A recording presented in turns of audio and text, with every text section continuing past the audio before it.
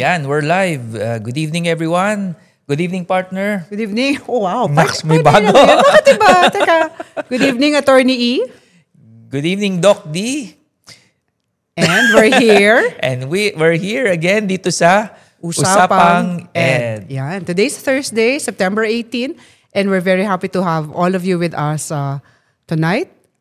We will talk about Usapang Graduate Teacher Education. Okay. So, Erap, gaano kahalaga yung topic na to sa iyong palagay?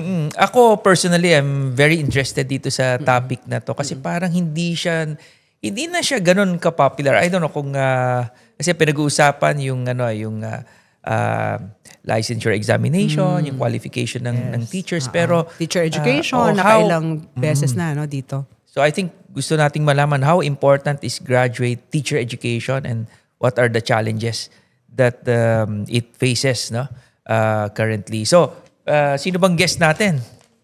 Okay, we'd like to introduce our guest. I'll just read the first, the bio note before you show him.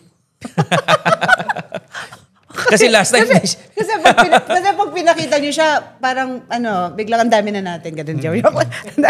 Magagalit to sa akin. He's a math education specialist and teacher educator currently serving as associate professor and deputy dean of the College of Advanced Studies at Philippine Normal University. He earned his PhD in math education from the University of Copenhagen in Denmark, his master's degree from Saitama University in Japan, and his bachelor's in secondary education from UP Diliman. Bigatin pa lang ating guest tonight. Oo, bigatin talaga. His research interests include lesson study, pre-service and in-service teacher education, teaching methods, STEM education, gamification, and improving mathematics instruction, especially through collaborative, reflective practices. And he's also a very good friend of mine. I'd like to introduce and to welcome all of you, to welcome him to the show, Dr. Levi Esteban Elipane. Thank you very much. Thank you very much for inviting me here. Bumati ka muna sa mga fans mo. May fans ka siguro sa Copenhagen, baka meron din sa Japan, at saka sa buong Pilipinas. Global. Yeah, hello sa mga graduate students ng PNU College of Advanced Studies. So I'm very happy to be here. Welcome, Dr. Levi. So we'll call you Doc Levi? Yeah, it's okay. Doc Levi. Okay. Okay. So yun ang first na question. By the way, kung may mga questions kayo, please type your questions in the comments. And masasagot ba yun? Basta type lang niyo. Masasagot yan. Okay. So the first question is, what are the challenges surrounding the graduate teacher education? Yes. Well, I can see that the challenges are very much more systemic. There's a presence of diploma mills. Kasi pasabog agad. Kasi Systemic. Yeah, they're only looking for the paper that you finish. But it's very important that we look at the essence of why we do graduate work. So it's a pressing issue. Also, like in the introduction, you showed we talk about why it's important to really discuss about graduate teacher education. It's where we choose our leaders in education, and we have the education crisis, right? And with education crisis, we have the leadership crisis. So our leaders are very important. Leaders in government. No, the government. Leaders in the field of education. Sector. So it's a qualification. Kasi di ba, you cannot teach, di ba, as faculty without MA. Yeah, and PhD kapag graduate education. Kapag graduate education na. Okay. Or even for tertiary. For tertiary, you Yes. should have a PhD. So, dalawa ka agad ang pinasabog. Grabe, pasabog agad eh. Doon tayo sa unang pasabog Systemic, about systemic because of diploma mills and all that. But is it not also because we Filipinos are very prone to credentialism? Yes. Parang Yes. napakahalaga Credentials, sa atin, oo. yung papel, yung Too much on the credential. paperwork, but we're losing a lot on the essence of what a person can do. Too much on, maybe we find better evidences of what, if really a person can lead or not. So we're just looking at the paper. So I've been tapped by CHED to somehow do accreditation for the compliance of universities. And we look at papers, we look at documents. So I think we better go beyond that. So I think accreditation activities are very important because these are qualifications. These are the minimum qualifications that are necessary. I think we better go beyond it. So, sa sinabi ni Doris na parang kasi nga masyado tayo sa paper credentials. So aside from the qualification to be promoted, no, what's the added value, the real value in graduate teacher education? Well, the added value really for graduate teacher education is that we learn more how to theorize how we teach. We look for theories on how to better do the work, and when we find specializations. So, and we become critical. I think that's also a very important aspect of graduate teacher education. We don't have blanket statements about things, but we're considering all the different specificities of different contexts and see how we can improve a school system, for example, or what have you, a workplace.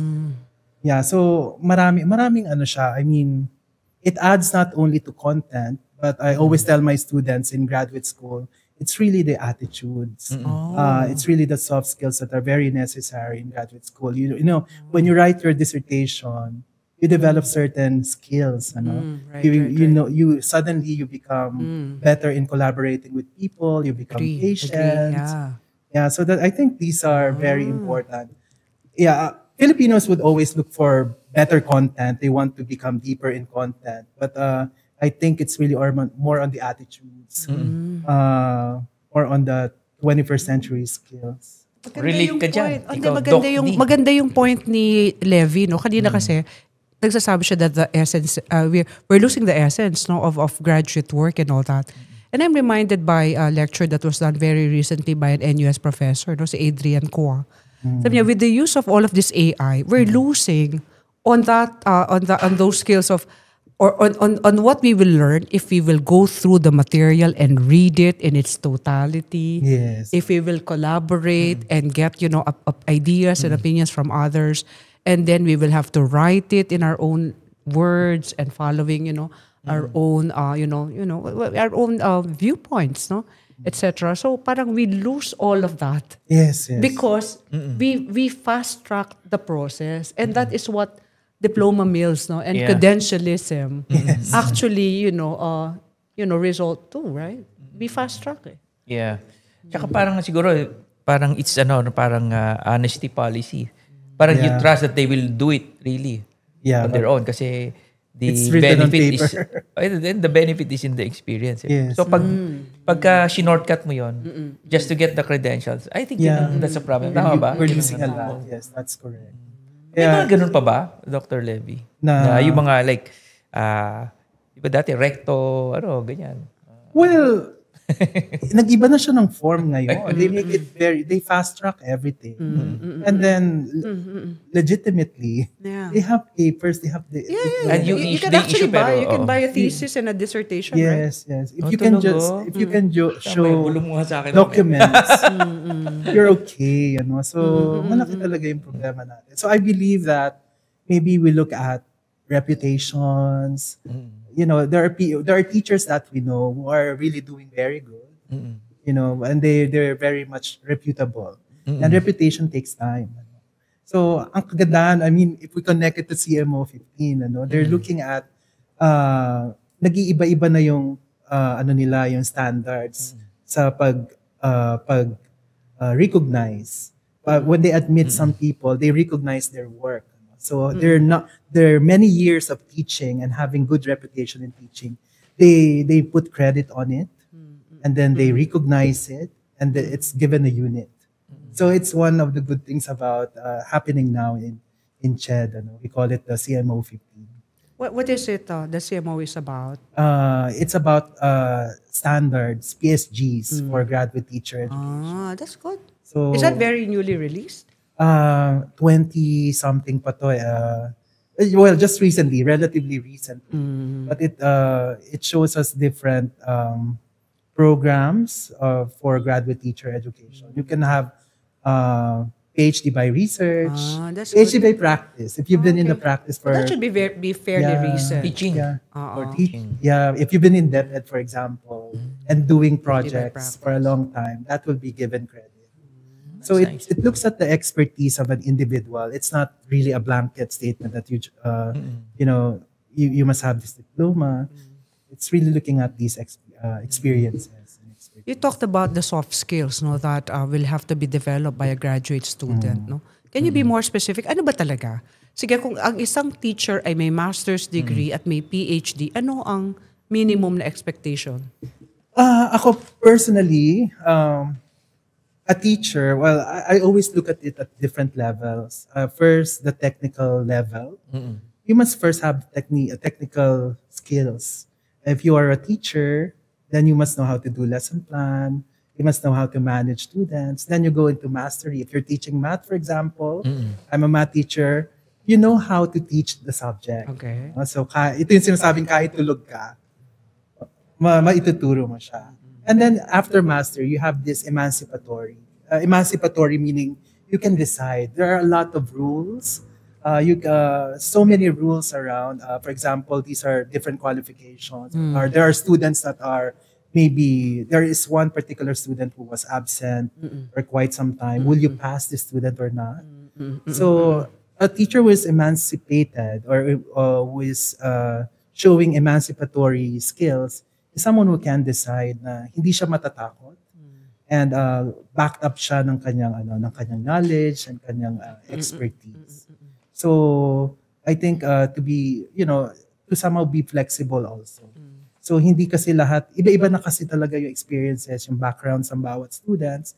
Somehow we must be very prepared for these. So we expect someone who has a master's or a PhD to be at that level. At that level. Very high competence in terms of the content area, but also very good decision making, thinking, Yes. and emancipatory skills. That's what Yes. you're saying. Yes. Research skills also? Yes, of course. Yeah, yung research skills. So pero ang sinasabi ko, before you reach that level of being emancipatory, dinaanan mo yung first two, yung technical, yung mastery. Yung iba kasi parang, they just decide. They just show, kaya kong mag-decide. Emancipated agad. Oo. So, hindi dapat tumalon. So yung ganun. Maraming ganun ngayon, di ba? Maraming Decision. ganun. Maraming decision. Parang decision. Wala desisyon. Yeah. So, But problema very din yun. nice, very nice. And what about leadership? I thought I'm gonna hear from you the Education, term leadership, yeah. Kasi yung leadership now, we have a crisis. We have a group in PNU. We always talk about not only education crisis, learning crisis, but leadership crisis. It's really the leadership. Education leadership crisis. The minimum, education right? leader. Yeah. Yeah. So we really have to see what's really going on. It's really important what's going on in the ground. It's very nice to know about some theoretical things about how learning happens. Okay, philosophy of teaching, for example. But we really have to experience what's going on in the ground because it's very different. It's very different. I'm very happy being a part of PNU. Gave me a lot of opportunities to, be in the field and see the. Yeah, I see you actual nga in school. Senate hearings. Eh. Yes. So we see this, so you see what's going on in the ground rather than just being very theoretical. How would you convince people who say na wala naman ng value yan? Ibig sabihin, bakit ka pa magpupunta dyan kung like yung when you pass the licensure exam, you can teach any, regardless of your di ba yung anong tawag doon, specialization mo, you can teach.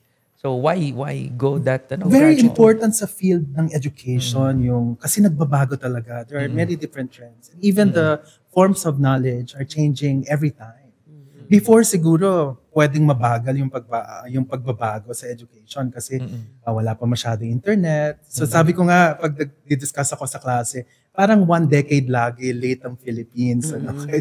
Pero ngayon no, kung malilate man tayo, siguro 3 years, something like that. But the thing is, ang dami na kasing information around. So, ang daming changes na pwedeng mangyari. If you do not keep yourself abreast with what's going on, hindi mo mako-contextualize yung itinuturo mo, yung discussions mo. So, kailangan. Tama naman. That's part of the duty of the teacher. Sa code of ethics yan eh. Pero ang point ko is yung Well, DepEd, they hire naman regardless of your specialization. They allow you to teach whatever. So, parang, so yung iba sinasabi, bakit? Hindi ka naman, ba't ka kailangan pa mag-specialize even for graduate education kung kahit ano naman, pwede mo ituro. Dahil kukunin ka ba ng DepEd? Well, isa pa, part of being, yung criticality of it. Kasi we want to make the world a better place, or the Philippines a better place. So, kailangan kasi we transform education. Wait, baka naman ikaw lang yan. I'm not sure if, like, of course, that's one educational philosophy, no? Parang you're transformative, right? Social Formative reconstruction, education, right? yeah. But some are perennial, right? They don't really think that they should be changing society. Well, siguro kasi mahirap siyang gawin. I mean, it's really hard to come up with a lesson that is really transformative. Personally, as a teacher educator, I really want to bring transformation one classroom at a time. It's really very difficult. If, for example, usually I show them data that I always show them at the beginning of my classes, of my graduate classes, graduate school classes. I show them a data of the status quo. And when I say status quo, the rich are getting richer, the poor are getting poorer. This is the share, no? 1% of the population is sharing more than 50% of the global wealth. And 12% is sharing parang very less. So sabi ko, lagi kong china-challenge the students ko, wala bang, sa tingin nyo ba kayong mga teacher, wala kayong contribution dyan? And they do have a contribution when they only teach them technical skills. Right. You perpetuate that kind without asking, without unequal. having discussions on, having discussions on criticality. For example, sa math, para matuto ka ng math, papansinin nyo kapag math, factor, find the value of x. It's like learning mathematics is being able to follow instructions. Yung just follow commands. But wala dun yung being able to create a system. Being, for example, pag science nga, di ba? You put this mixture, you put 50% of alcohol, mix this with something.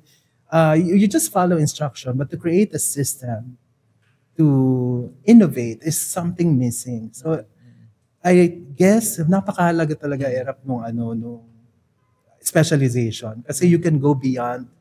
You can transform. Kasi kailangan mawala talaga yung status quo. So yung status quo, we say it's broken. Kailangan mabago talaga. So transformation, very siya parang, trivial or siya. It's so cliche. Education for social transformation. Right? It's very cliche, but it's very important.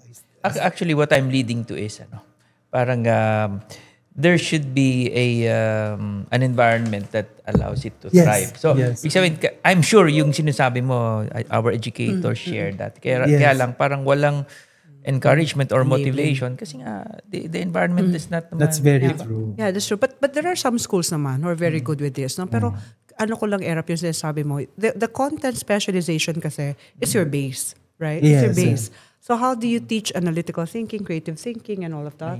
How do you exercise confidence and leadership if you're not confident with your base, right? So kaya nga, that's also our problem. Our teachers are not also confident with the base, right? With the specialization itself. That's why whenever I'm asked, we need a lecture on the art of questioning, I'll say, are you sure? Baka what our real problem is content. That's why they cannot ask the right questions. Baka kala natin advanced knowledge na yun or no, pero pala hindi. Parang dapat yung aaralin pa lang nila ay dapat natutunan na nila.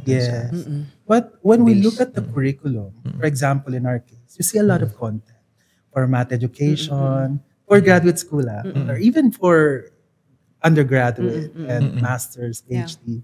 You see a lot of content. So where is the problem? Where's the problem? I think it's there are just so many content out there. Sumobra naman. It's too much, but they're so fragmented. They're not given opportunities to somehow come up with maybe projects or courses that put them all together. If you look at the basic education of Japan, Singapore, for example, when you look at the competencies needed, it's only around 30 as compared to 60 plus in the Philippines. This is already ano, no? Supposedly most Decongested, the most essential. But the message here is that we don't need to have a lot of content. We need skills that are transferable, so that when we meet contents that are different, Yes. we know how to grapple with it. We know how Yes. to problem solve. So I think that's I agree with that. where the problem is. Actually, as early as the 1990s, I remember, I was still teaching. That was already, coming out, that less is more. Yes. That you're not supposed to have a congested curriculum, but yet you can have just enough for you, but you'll have to go in depth so that Yeah. you'll be able to develop the thinking skills, the love for learning, and the learn-to-learn skills. So that if there's anything new that will come out, kaya mo. Oo. Yes. Diba? Oh, sa Philippines kasi, halimbawa, if we try to get the NAT, the National Achievement Test, ang ine-ensure ng teacher na nakompleto niya lahat ng content. Kasi na-cover. Di ba? Pero anong nangyayari? Pag punta kasi Singapore, ang sasabihin ng mga teachers yan, the test items they will see in the achievement test are tests that they will see for the first time and they will never ever see again. Anong ibig sabihin nito? No? First time nila makikita yung item at hindi nila makikita. Ibig sabihin, hindi pwedeng kinakabisado.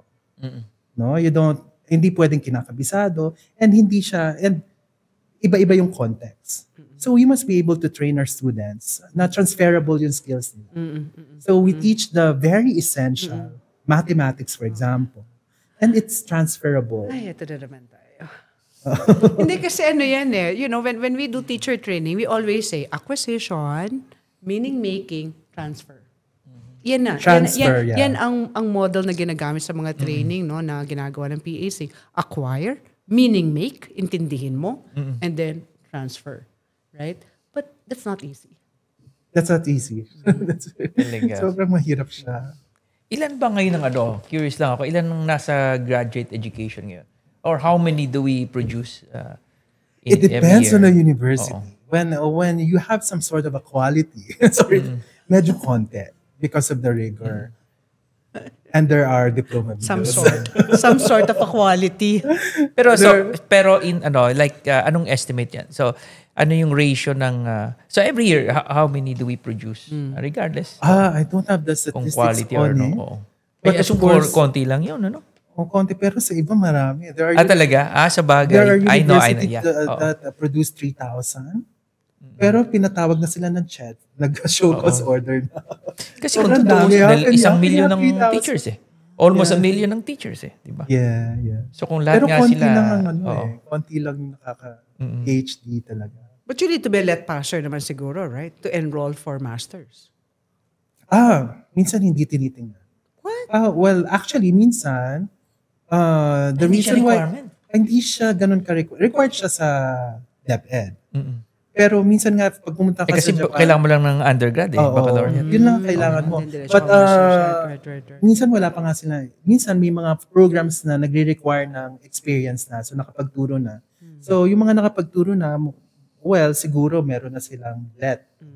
Pero yung iba, wala pa. Actually, yung iba, Yeah.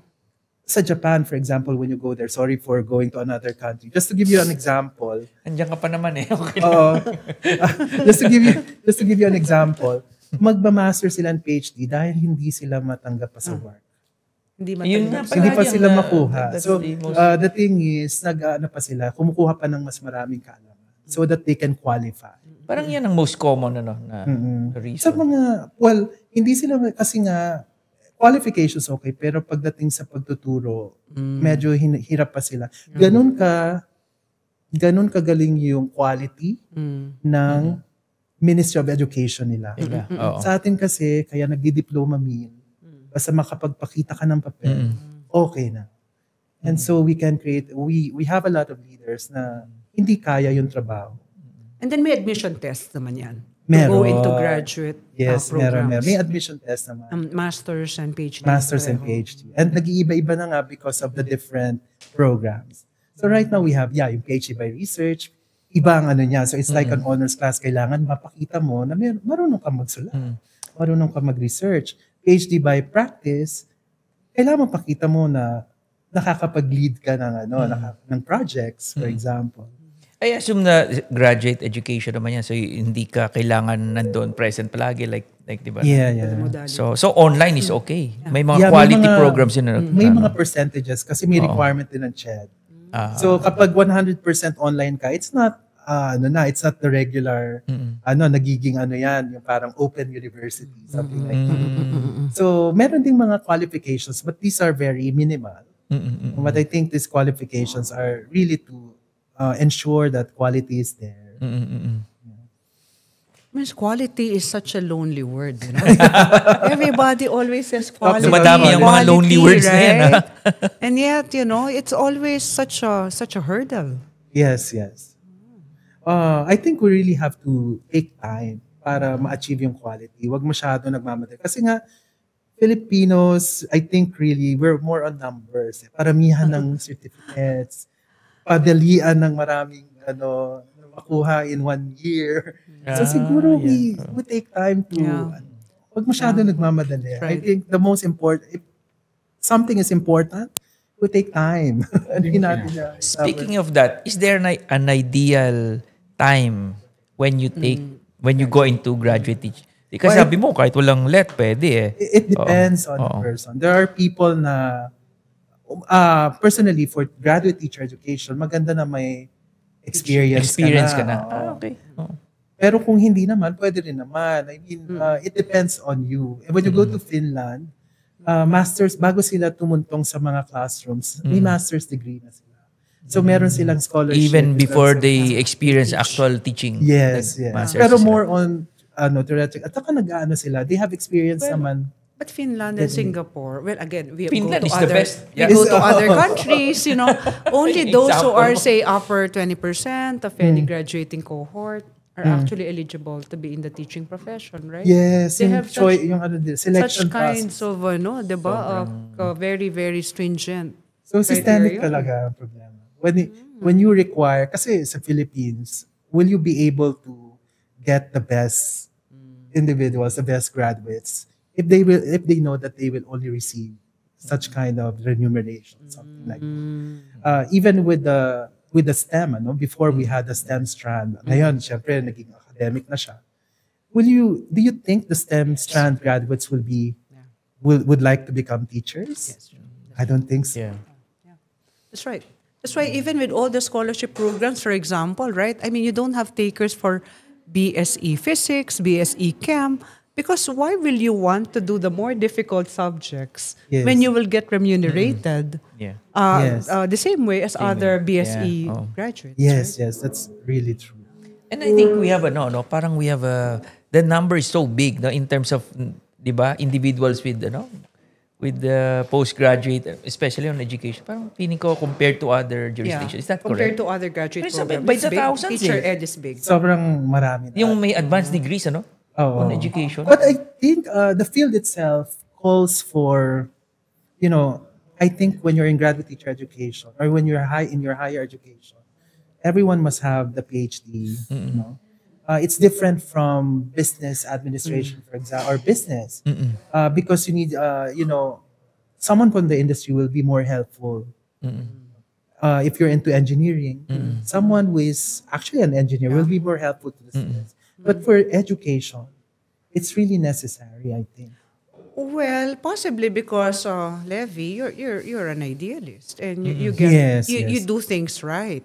Because I also remember a lot of stories that are told to me about some graduate programs where the only things the students do is report.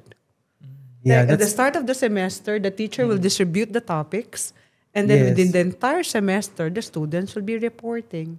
Yes. And then you're done with the program. yeah. I think again the problem is very systemic.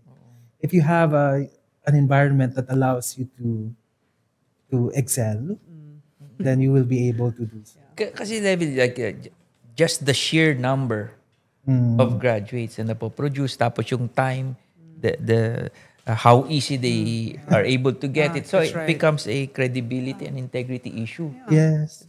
So sometimes you wonder, totoo bang... Yeah, because I can just imagine a panel that's, say, evaluating at the minimum the proposal. And then after that, the actual thesis or dissertation. How many of these panels can you constitute? How many advisors can you have?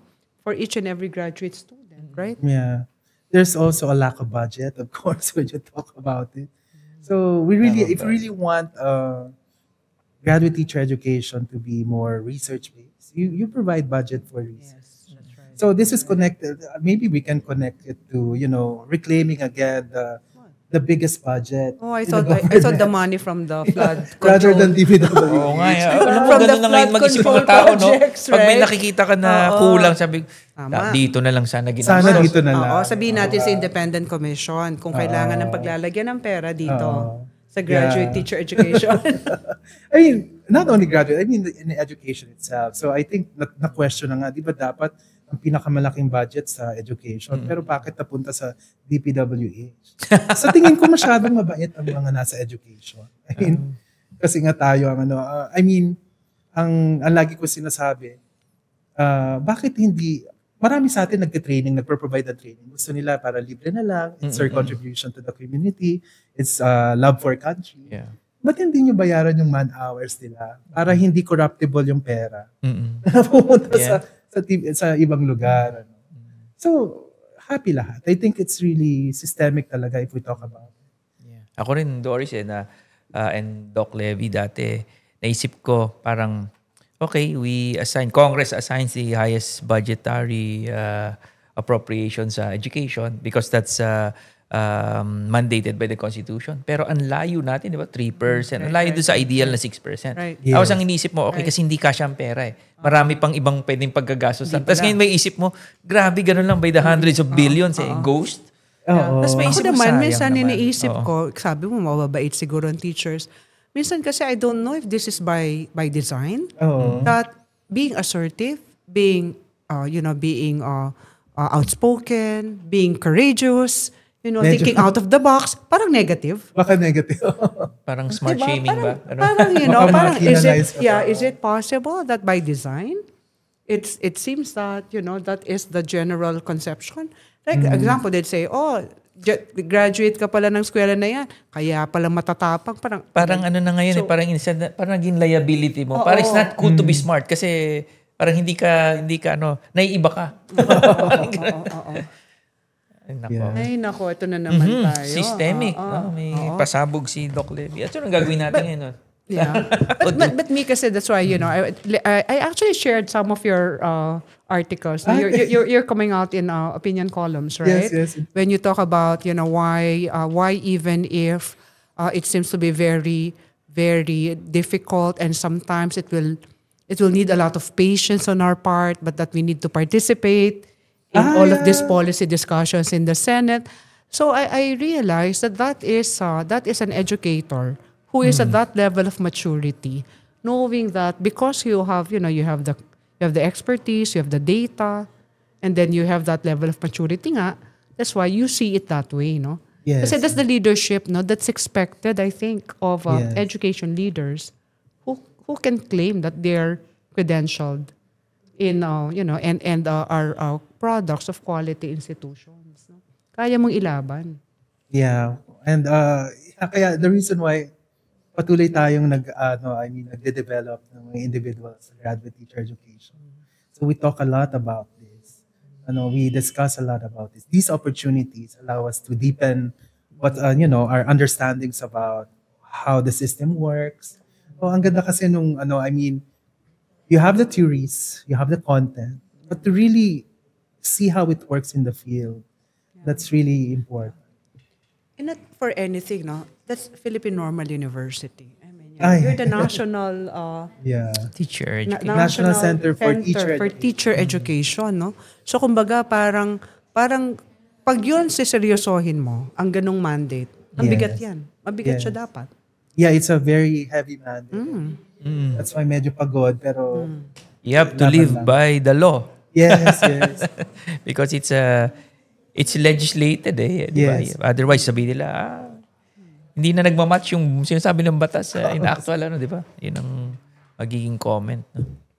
So where do you see all of this reform initiatives, say as discussed at EDCOM and all that, how will all of this impact graduate teacher education? Yeah, I think we are in the right direction because we continue on discussing. We're having a lot of platforms for discussions, and nakikita mo na what you say, they're listening to from different directions. We have with these hearings, the politicians bring with them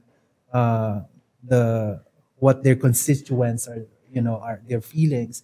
We also have resource persons from the experts, for example, from CHED, Research organizations, research organizations, and different organizations that are pertinent to education, and PEAC, SEAP. So I think these discussions, and then seeing them in paper, seeing that there's an influence. The discussion is leading into something that is tangible. It has influence. The discussions influence what's on paper. That's right. I think this is good. Yeah. It might not be a perfect one. Or it's not overnight, definitely. Yeah, it's not overnight. It might not be perfect. But the fact that we see it on paper and we somehow feel that we can influence, being, given opportunities to be in these discussions, being part of projects with PEC also, and CHED, I want to do my work better because I know that what I do can actually influence policy. That's right. If I think that what I do, all the efforts I put, or all the things I put on the table are not being recognized, then I'll stop. I just go there. But if I see that it's being given recognition, taken seriously, then I'll do my best. Sabay kita sa Congress, ano? Tama, sa Senate, ito Congress, madalas dumarating sa Senate. Senate mas madalas. Ang tawag sa'yo, Dr. Dr. Dr. Levy. Dr. Levy. Dr. Levy. Hindi naman Dr. Ellie Payne. Hindi naman. Dr. Levy. Ako lang ba may sabi sa'yo nun? Naalala ko na when I was parang part-time teaching at University of the East, I was invited by the Dean, Dr. Evelina Vicencio. President was Dr. Esther Garcia. I was executive director na ako ng CAP noon. So one subject lang. But at that time, I was sitting in K-12 steering committee meetings and all that. Yeah, I remember. My students are so excited. My students get excited, when I talk to them also about what's happening in the steering com and all that. Because what Levy is saying is, you realize that what you're doing is able to, influence and possibly even an impact. That is more than just what is inside the classroom, but even your students, they feel that, up to now. Yeah. They would say, and they know, as a matter of fact, that they were part of the discussion because I'd asked them. So parang yung voices are being heard from different directions. I think that's important. Parang ganyan din ako ngayon. Parang nagko-comment, legal comment tayo sa mga nangyari. Right. Yung hindi ako basta-basta magko-comment, pero parang nag-comment ako, alam ko yan, paninindig ako, tinuturo ko yan eh. Yes. Tapos naisip ko nga, mas matatalino pa itong mga law students ko eh. Minsan ganyan. Hindi yun, Tinan mo Kesa yan, sa diba? yung analysis ng mga tao. Yeah, pero ikaw, tingnan mo, as a column writer, and then us now in this podcast, parang feeling mo, ang dami namin sinasabi, but it's already public. We're making public our own opinions and, our take on a lot of things. So it cannot be not real. Yeah. Right? Yes, Because yes. Anywhere you go, diba, they would, resibo, you said during the podcast, eto column mo, this is what you said. Right? So it's practically prophetic, I would say. Right? Yes. Yun, I think, kailangan natin yun dahil sobrang daming information ang umiikot. Some are fake, some are half-truths. Yeah. Tapos, they might as well. Minsan, nobody naman holds the absolute truth. Pero when you put something there, it's up for debate, may matutunan tayo. Yeah. Kesa naman, puro kalokohan yung umiikot, di ba? Kaya yung graduate programs, I always say yung research, Research and a is lot of, what I like about research really is this. So you have a topic. After that, you go through all the literature and try to find out nasaan ang butas. Nasaan may kulang. Diba? So that's your review of related literature. Whatever is kulang, that will be your dissertation topic, right? Yes. And then that is what you will have to find resolutions for. Diba? Yes. Parang, so who takes that time to actually think through problems, right? So ako mataas talagang respect ko sa mga nag-graduate work, lalo na sa mga eskwelahan na mataas ang rigor. Yes. Sige nga, doon sa mga nakikinig sa atin na gustong pumasok talaga sa graduate education pero nagdadulang isip, probably because of work or wala pa namang real opportunity that's opening. What would be your advice to them? Well, There is this very difficult advice. Graduate education is not really for everyone. I was thinking you'd say that. Advice ba tawag dyan? O babala? Oh, discourage pala. It's not for everyone. Babala. But, nowadays, universities, they tend to be more inclusive if they can. But again, it's inherently, it's not for everyone. But we try to help.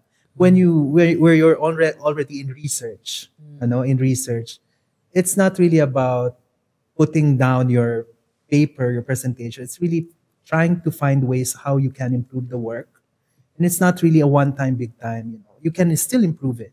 Maybe the first draft you submit is something that is not very good. Then you make it better next time. It's a continuous process of making itself better until it becomes acceptable. And then we just say it's acceptable because there's no perfect research. So there's always this openness that you cannot be able to have a perfect dissertation or thesis. It's just a matter of being able to somehow reach a level of acceptability and recognize that there's a panel, there's a group of people, not only one person, who we were really able to help you in the activity. Parang ganon. And the good thing about, when you go back din dun sa graduate teacher education, yung importance niya, yung sinasabi na talagang may research and yung may butas, maganda rin na talagang yung leaders natin marunong mag-research. Kasi nga, para hindi lang whimsical yung inilalagay natin sa policies. Or band-aid. So it's or band-aid. Or mga band-aid. quick fixes. So, meron tayong dato. So, yung mga dato, siguro, kaya very excited yung mga students mo, Doris. Kasi you bring with you data. These are hard data. Ipinapakita talaga yung actual realities. And then you talk about it. And minsan I say it's band-aid on the one side of the spectrum. On the other side of the spectrum, I call it naman helter-skelter. Yung parang, sige lang, para may magawa. That's also my question. Sa dami ng na-produce na dissertations, how many actually end up in actual policy or something that's really implemented? Yeah, that's the goal. We don't. Sa dami. Meron talagang research na qualification. Para lang compliance lang. Compliance lang. So talagang is we have to go beyond compliance. Kailangan yung natin useful. Tsaka sa dami yun, meron ba talagang alam mo yun na bago? Or something. Ang favorite ko is, halimbawa, inaral dito, yung title. Papalitan mo lang yung school. Yun na yung pinaka-gap. Nag-work siya dito, papalitan ko yung school dito, kaya mag-work din siya. Ganun siya. Talaga. Ganun ang, that's the easiest. Meaningful. Tapos may mga researches, so ito from a school na maraming graduate. We have a book on sa Springer, nakapag-publish kami. We analyze graduate teacher, yung mga dissertations, pero sa math education. Napansin namin, they have this intervention and they do pre-test, post-test. What they do is they just change the intervention. They do pre-test and post-test, and that's it. And that's it. And that's I wouldn't say it's quality work. And then you can easily So what get, did you contribute to the body of knowledge? Wala ka na-contribute. Walang new knowledge discovered. So siguro yung culture of research din talaga very important. Yes. And we have to give all the support for this. It's very difficult to come up with a system in colleges, so that they will be allowed to come up with a good graduate teacher. Ano ba yung usually the mga universities or colleges that have good graduate education? Ano usually, saan nanggagaling yun? Well, they have built their reputation na rin kasi. So, we know naman the big schools are really good. Right now, being someone, not because I'm from PNE, if you look at the research work for the past 5 years, very good na siya. Very good. Siguro mga 15 years ago, diba? may mga napapublish. kayo. There's a culture publication na rin, and it's actually required right now for Isa every pa yan. student. Yan nga ang ngayon eh. Actually, yan ang Required controversial ngayon, di ba? Is it Publish. really? Kasi Ang hirap is it really required to mag-publish. publish? Required na siya ng CMO. Kailangan ba i-revisit yun? I May think- mga nagre-reklamo I think we na. have- I think it's a good we're There's in a a good value. direction to allow There's a value there. graduate students to really publish. But those who mentor them must be given a support so that they're not blind leading the blind. Yun ang sinasabi kasi ngayon, di ba?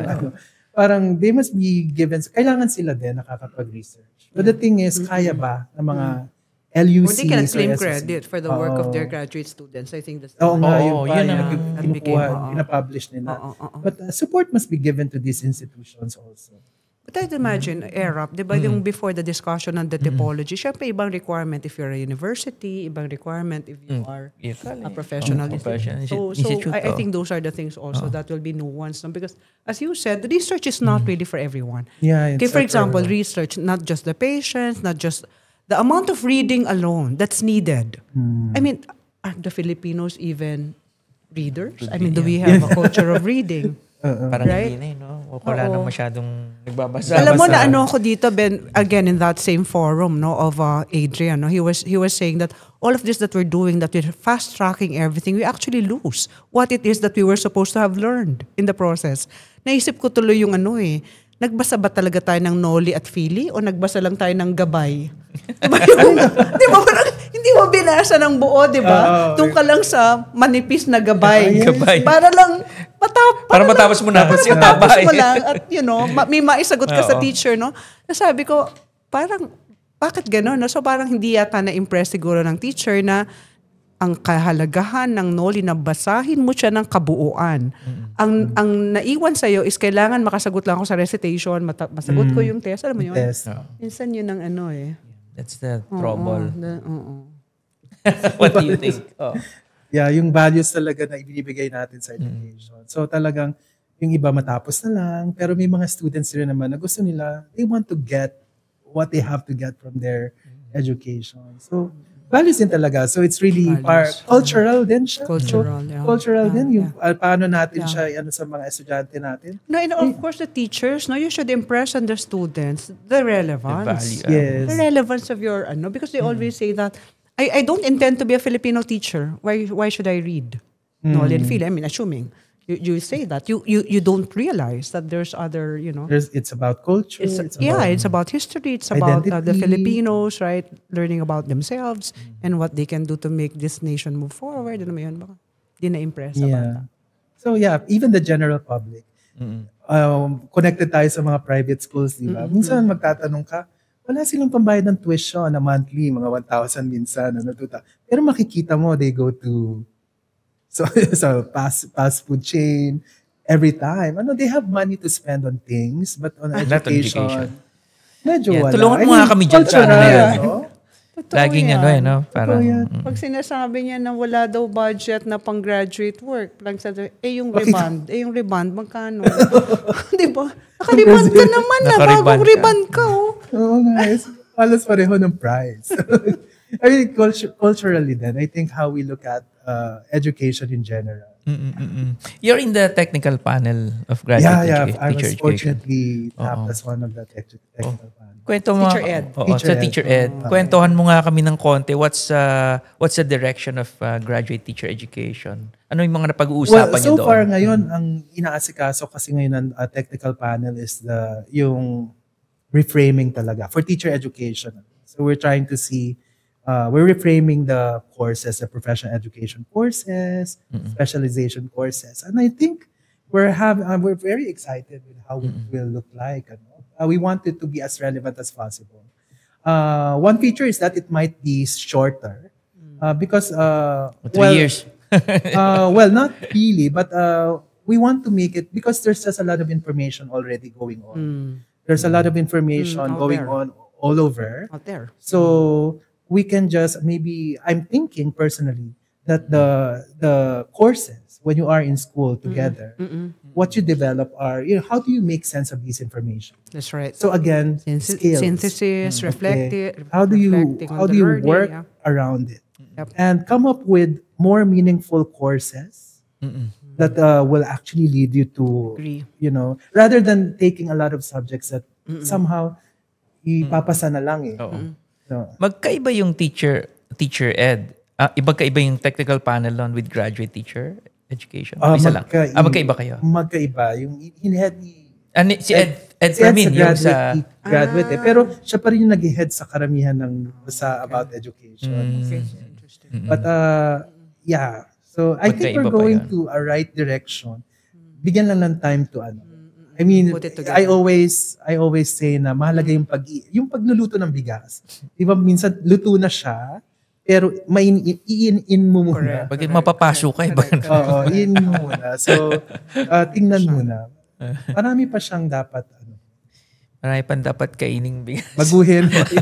I mean, marami pang dapat pag-isipan. Nag-isipan. Urgent na daw kasi merong learning crisis. Lahat ay siguro urgent. in the next hearings that we will attend, the three of us attend naman Senate and House hearings. For anyone who will propose adding anything to the curriculum. Diba? Siguro ang number one nating tanongin, sige po, ano pong tatanggalin? Because hindi pwedeng dagdag lang ng dagdag, di ba? So, kung meron ho kayong idadagdag, alin po ba ang tatanggalin? Usually sasabihin, electives na lang. Ganun din yun eh. When they elect, what would they remove? So, yeah. So for example, yung mga content, for example, nag-iiba na siya. So example, mathematics education, it's more on hindi na siya yung parang probability and statistics. It has something to do with geometry lang. You include reasoning here. So very important yung reasoning. Meron sa basic education, sa elementary, merong number theory and algebraic thinking. It's not really memorizing the variables Right. or memorizing about it, but really have the thinking about it. Yeah, So, because ganun na content yung- is everywhere. So you Yes. don't actually need the classroom anymore for you to learn the content. hindi So na what siya should you learn? exclusively What should you sa- learn from a teacher? How do you make sense? of it? Yes, it's the skills, right? The process, Yes. so that you can reason, you can come up with something new, you Yes. can argue, can reflect. Anong difference yung thesis with thesis? Ano sa graduate, sige. Bakit may thesis ganon? And non-thesis. Non-thesis pala. Thesis and non-thesis. Well, yung thesis kasi, you have an actual. Yung non-thesis, maybe, siguro pwede natin yan by practice, parang gano'n. Pero meron silang mga capstone projects. Pero is it inferior? So when you're in a non-thesis program, It shouldn't be more inferior. Kasi minsan yun ang gano'n ng Yun ang layman nasa understanding. isip. Doon na lang ako Yeah. sa non-thesis. Well, siguro against lahat naman sa implementation. Right. Gaya na sinasabi mo, you're doing it. Lahat naman nasa implementation. That's right. So I think how we do the implementation, they need support and they need, kung paano siya kung paano siya magagawa talaga. So again, systemic na naman. I remember last, diba, yung Monday na guest naman natin dito, mga teachers, right? Celebration of National Teachers Month, no? Si Chok, tsaka si Angie, they were saying, parang ang taas ng standard pag teacher, no? Tapos sabi mo, teacher Teacher pa ka pa naman. Teacher pa naman sa Catholic school. May ganyan din to eh. May masters pa naman. May PhD pa naman. Parang mas mababang margin of error mo pag gawin na with thesis ka. Oo, di ba? Oo. So dapat na-align din sa how the community looks at it. So when you look, another problem then about teacher education in general is about teachers. Do we look at them as professionals really? So problema talaga yung professionalization ng teachers. So hindi feeling nila taga-deliver lang ng content, whereas teaching is also an art. Depending on who you are as a person. That's right. It's an identity that you That's right. bring when you teach. So, at saka, profession din siya. Yeah. Hi, Father Johnny Go, the director of the Science and Art of Learning and Teaching. Diba? It's both a science and an art. Science and an art. Kaya nawawala na yun. Parang, Yes. Yeah. When we want them to be just technicians. Yeah. Well, actually, minsan baka gusto rin ng teacher, but because of the 1,001 demands on the teacher. Like for example, seriously, you may want to write your own worksheets and concept development exercises, right? But you just don't have the time because you're loaded, 6 hours, and then you have other assignments. So it's not as if it's easy. Like how many hours for you to write your column, right? It's not as if it can be done very quickly or overnight, right? 2 hours. Alam nila, 2 hours in the morning when I wake up on a Sunday. Kasi yun na lang natitira. But of course, if I have more time, sana Parang wrong pala example magawa ko. ko. Kaya, Akala ko sa yung sobrang more dami ng hours. ginagawa ko. Pero kasi, well, many of those kasi, it's part of what I do na in 20 years. Kaya madali. Oo. You just like codify. Oo. Parang mali example ko.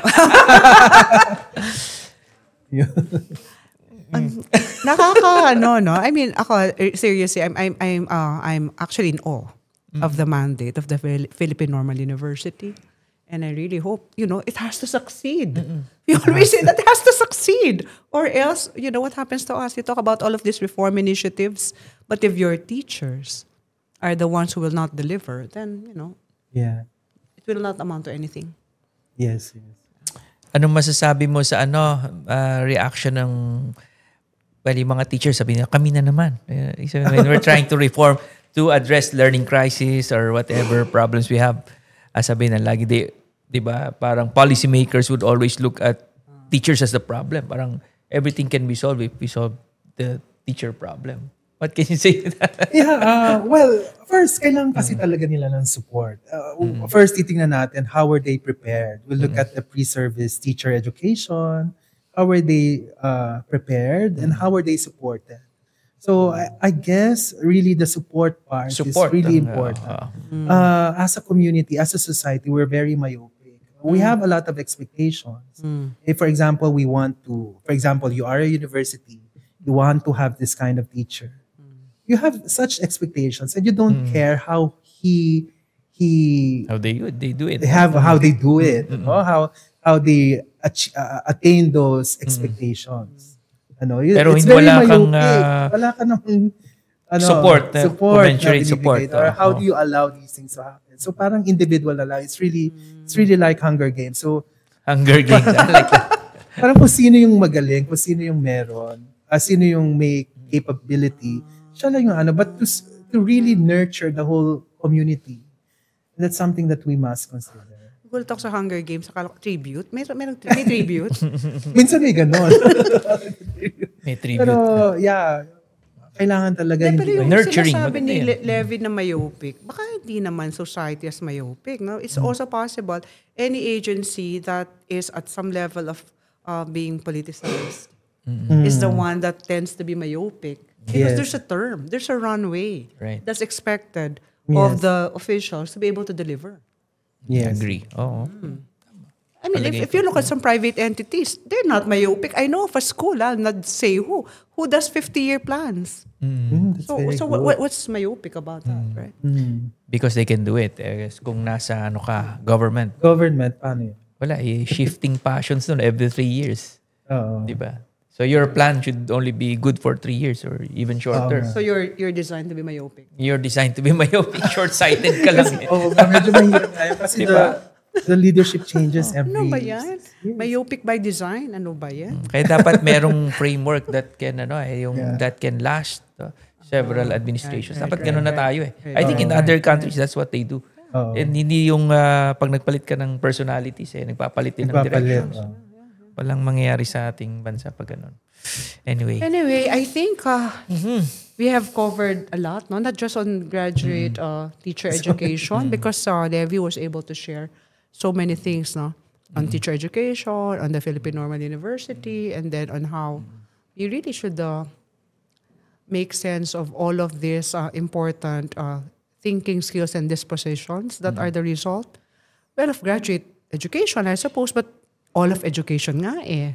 'Di ba? Ano ba talagang bottom line? 'Di ba? Yung makapag-isip yung bata, marunong mag-communicate, mag-collaborate. Oo. Kaya si Doc Levy, I like the way he delivered. Yung tone niya hindi nagbago. Yeah. Pero pag pinanood mo ulit, maraming controversial na sinabi to Tsaka pero bold nakasmile statements. Nakasmile siya. First sentence pa lang yan. May dalawa siyang pasabog. Pero nakasmile siya. Tapos yung bantalo niya. Pero hindi ripped, in fairness. Pero iba-iba. So, yan pang mga realities pala sa ating graduate teacher education. No? Talagang Much to be walang spared program. Lahat, every level, we have a problem in education. No? Pero ako, I'm always hopeful, especially with the Z, the Gen Z, and then the Alpha. Yeah, I think they're wired differently. Yeah. I think they're not like the older ones that are so content, focused. I think they're not like that. So I think it's the teachers who will have to adjust and because your new clientele is how they are. Yeah. Hopefully, wired ganun, differently. no? Parang Yeah. they're no longer conformist. They don't need answers. They can just keep on asking questions. They're fine. Yeah. They have known how to, because they're born in that generation. Yes. They know how to make sense of the information. Yes. Yeah. They know that the keep on information is asking, no? there. Yeah. Right. They don't Ask- believe yeah. That's They a don't good just thing. accept. A what- good thing you said. Yeah, I mean, I'm really, we really I'm need to hopeful. question. I'm hopeful. So let's see what's going to happen. Yeah. So let's see what's going to happen about the flood control project. I hope they Graduate teacher education. they right? reallocate the money Yeah. to Right. To education, health. to education and health. Okay, so maybe you can, last words or messages to our viewers. Before we greet the fans club, may fans Before club you- po May itong fans si club ba? Levy. oo. Parting Si statements Nini, si Sam, at si Nino. Yan ang kanyang Sigurado. fans club. Oo. Yeah, there's just a lot of things that need to be done, and graduate teacher education is very important because again, that's where we choose the leaders. We need very good leaders for the education sector, and I'm very excited also what's going on with the reform initiatives that are being done in the government right now. We have the TEC, the Teacher Education Council, in cooperation also with the CHED. We have the newly defined technical panel, sobrang dami. We're really looking at the expertise, and even the CMO 15. A lot of people are, they're asking questions. And the agencies are very much willing to really listen. They will revise if they need to, and they really listen. It's really the influence. They're not there as parang hindi sila papansin, but they listen. They listen to the voices. I think we're in that direction where we really need to use the platform, our voices, so that we can really influence the reforms that we want to happen. For the future also. And of course, again, it's always with the intention of improving, Transforming society. transforming education. Yeah, I was looking at his face now, Era, because you said his face does not change its expression, even if he says, You realized. yeah, all of these are very serious things, right? So, very well said, Thank you. Dr. Thank you. Levy. So malabang meron din tong part 2. Oo. Marami siyang na-open na marami siyang issues Magsasanga-sanga. Siguro, ang next nating imbitahan na yung usapang diploma meal. At invite natin sila dito. Yes. Pinarating. Crackdown. Kami po ay representative. Baka magkaroon din ng independent commission on rito, naman. diploma meals. Baka organize. Ghost diplomas ba to? Baka sila, Diploma Mills Association of the Philippines. Malay natin, diba? Organized. Okay. Okay, thank you. Sige. Thank you very Thank much, you so Doc. much Levy. for the Thanks, Doc Levy. Yay, natapos Maraming din. Happy ako nandito si Levy. Okay. Okay. So, ano nang gagawin natin? Wala, So, papaalam na tayo Oh. kasi gabi na. We hope you enjoyed our discussion tonight, in as much as we did, and Yes. it's always good to know all of these things. Dati akala ko alam ko na lahat narinig ko na lahat ng chismis at hindi chismis education. Every time meron tayong pag-uusapan na ganito, we also learn a lot, no? I think on September 22, Monday, ang i-guess natin, Teachers Dignity Coalition naman. Hopefully, Benjo will come Controversial over. din yan. Si Benjo ngayon. Controversial ganun na ba? naman. Oo. Maingay sa Maraming, social media yan. maraming Kasama gustong- din natin sa mga hearings. So sana dumating siya rito. Kasi we've not forgotten National Teachers Month pa pala. So good ang nandito si Doc Levy because we're still celebrating National Teachers Month. Happy National Teachers Month. Okay. Okay. So, teka, we invite, of course, all of you to subscribe to our Facebook page, our YouTube channel, and you can also watch us on Spotify. Yes. If you've not watched our previous episodes, please do. Because there's a lot there, no? Teacher education, the teachers who were with us for National Teachers Month, even K-6 and K-12 vouchers. We've discussed that with Kong Roman. Hi, Kong Roman. Hi, Kong Roman. So yan. So we probably will also get Kong Jude Asidre, no? He Yes, said willing to come over to talk about higher ed and of course his support for K-12. So there. Ayun. So, ano pa ba? Of course, ikaw, Doris, meron ka bang ipopromote or Any Continuing ang celebration ng PAC of National Teachers Month, we have 2 more webinars. Attorney Dino De Leon on Education for Justice For and Social leader. Transformation, yes. And then we have 1 more speaker on AI in education from Britannica Education. Okay, follow us daw. Nasabi na natin yun na. Follow us on YouTube, Facebook, and Spotify. Okay. And every Monday, of course, every Monday and Thursday, huwag niyo kakalimutan. Usapang Although tayong absent madalas, pero hindi na, promise. Okay, so paalam na tayo. Muli nyo na naman kaming nakasama. Of course, with Doc D. And Attorney E. Dito sa Usapang Ed. Ed.